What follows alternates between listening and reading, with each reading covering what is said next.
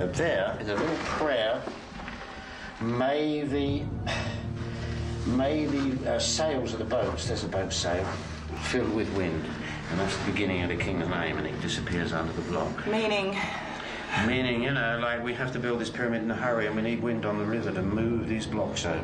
So this actually relates to a work gang. Oh, you are looking at the pyramid being built here. This is the pyramid in action. That's why it's worth the struggle almost, yeah. I'll leave it. Thank you. Yeah, thank you. So this is the final vault. You almost want to pinch yourself.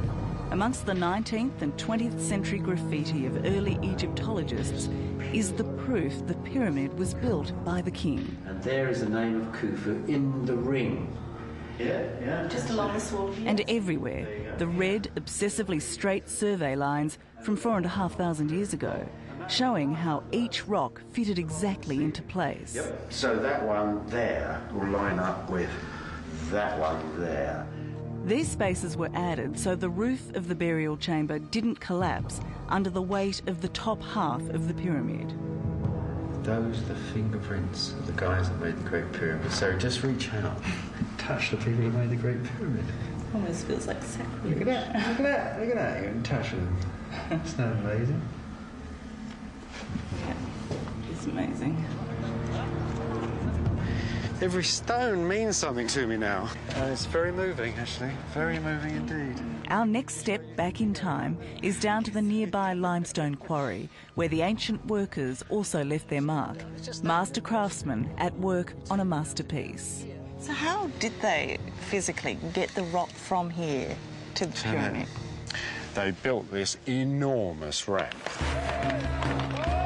The great thing is that you can get half a dozen men and a lot of water, stick a stone on mud, and you can slide it like ice. So they were rock haulers from way back. Rock haulers and loving it, apparently, from what I can gather. So what about this idea that these were slaves who had to work these quarries, that they weren't willing workers at all? No, this is a work of passion, I think. This is passion you're looking at here. The sheer integrity of this work, the purity, nobody gets... If you're working to hundredths of an inch, it doesn't help with somebody whacking you on the back. At the height of construction, there were 25,000 men building the pyramid, and John's also discovered they made it far more quickly than first thought. On average, these stones each weigh 2.5 tonnes. There's just over 2 million of them, each chiselled to fit the other, a bit like a jigsaw puzzle if you like. It's precise, intricate work, but there was also a building frenzy going on here. The ancient Egyptians were laying these enormous stones, 2 of them, every 3 minutes. Now, they slowed down a little bit as they got towards the top, but overall they kept up that frantic pace for 14 years. 14 years. Yeah. It's not a lot, is it? No, not for something so big. It's absolute overkill. They never did it again. It's just this one unique building. What was magical to them when they finished it, as it would be to you and I if we'd finished it, it's like, we just made that? That's incredible.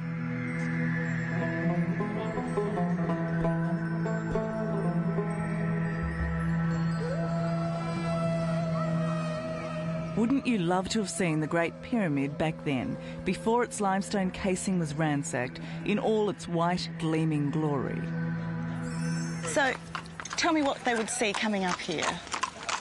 Well, you've got to remember they're going into darkness down there, and they're walking up this really tiny little corridor, up a quite steep hill for 1.5 miles.